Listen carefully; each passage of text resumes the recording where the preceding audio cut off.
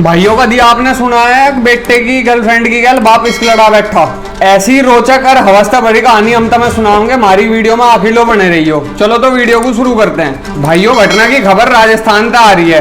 रमेश और उसका लड़का अमर काम की तलाश में जयपुर आए थे। रमेश 45 साल का था और उसका लड़का 20 साल का था। वे दोनों मजदूरी कर रहे थे और काम की तलाश में सुबह लेबर चौक पे जाकर बैठ जाग रहे थे। लेबर चौक वो स्थान हुआ है जहाँ दिहाड़ी पे मजदूर मिल रहे हैं। ठेकेदार या आम लोग वहां पे आवे और दिहाड़ी पे मजदूरों को काम करवाने के लिए ले जाओ। इसी लेबर चौक पे विमला नाम की लोंडी भी आके बैठक रहती। वह भी मजदूरी का काम कर रहती। विमला घनी सुंदर थी और इसका चमचमाता शरीर किसी को भी अपनी तरफ आकर्षित कर ले रहता। पर विमला को लड़की होने के चक्कर में काम थोड़ा कम ही मिला रहता। विमला को जल्दी समझ में आ गया था कि वो किसी मजदूर की गैल अगर जोड़ी बना लेगी तो उसे काम मिलने में आसानी हो जाएगी, वरना रोज की तरह उसे खाली ही बैठना पड़ेगा। अतः वह किसी शक्तिशाली युवक की तलाश में लगी, क्योंकि शक्तिशाली शरीर वाले को सबसे पहले बुकिंग मिलती है। विमला की तलाश अमर पे जाके रुक गई। अमर 20 साल का लंबा ठाड़ा जवान लौंडा था।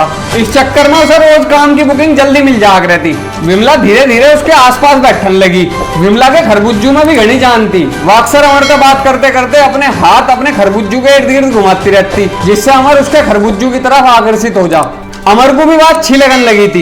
एक दिन अमर को किसी ने बुक कर लिया और वो दूसरे मजदूर की तलाश में इधर उधर घूमने लगा। उसने झटते विमला को आवाज लगाई और अपनी गैल गैल विमला को भी काम दुआ दिया और वे दोनों एक साथ काम करने चले गए। अमर चिनाई के काम पे लग गया और विमला गारा ईट ढोने के काम पे लग गई। भरी दोपहरी का टाइम हो रहा था और मालिक भी नहीं था मासिक। विमला और अमर चिनाई वाले मकान में अकेले थे। दोनों जवान थे। मौका देख के अमर ने विमला को दबोच लिया। विमला ने किसी भी तरीके का विरोध न करा तो अमर का हौसला और ज्यादा बढ़ गया। अमर ने विमला के खरबूजे दबाने शुरू कर दिए। विमला के शरीर में करंट सा दौड़ गया। अरे वाह, अमर से चिपट गई थी और इंगे अमर का डेबिट कार्ड भी जोर मारने लगा था। विमला ने अमर का डेबिट कार्ड अपने हाथ में पकड़ लिया। जैसे ही विमला ने अमर का कार्ड अपने हाथ में पकड़ा, अमर क्या तो नो मानो जैसे 440 वोल्ट का झटका लग गया हो। उसके शरीर के सारे बल्ब जल गए थे। कोई आना जाए इस चक्कर में वे इस कार्यक्रम से निपटना चाह रहे थे। उसने विमला को झुकाया और अपना डेबिट कार्ड उसके एटीएम स्लॉट में डाल दिया। आज अमर को अपना जीवन सार्थक लगने लगा था, पर विमला संतुष्ट न दिख रही थी, शायद जल्दी की वजह से। वह उस सुख को न पा सकी थी जो अमर को मिल गया था। इस विमला का आना जाना अमर के घर पे भी हो गया था और जैसे ही मौका मिलता अमर उसे अपने घर पे भी पेल देता।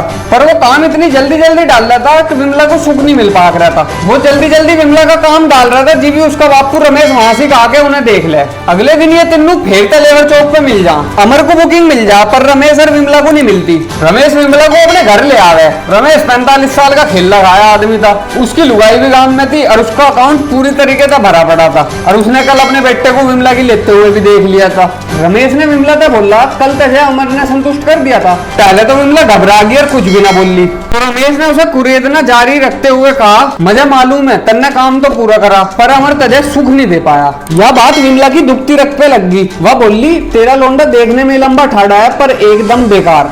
दसियों पर आजमा लिया पर छुट्टू ही बुझ जा।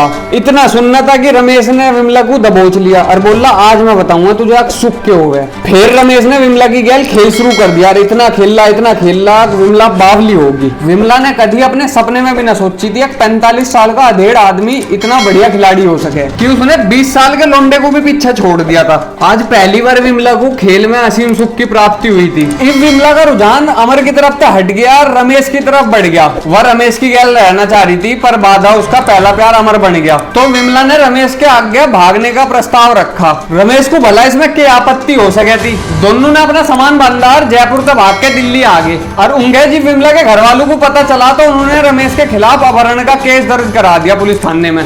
1 साल की कड़ी मेहनत के बाद पुलिस वालों ने रमेश को ढूंढ लिया और उसे पकड़ के जेल में घेर दिया और कहानी लिखे जाने तक रमेश जेल में ही था। तो भाइयों, इसीलिए सब कह रहे हैं जर जोरू जमीन तीनों को पर्दे में रखना चाहिए। अगर खुली रख दोगे तो किसी की भी नीयत खराब हो जाएगी।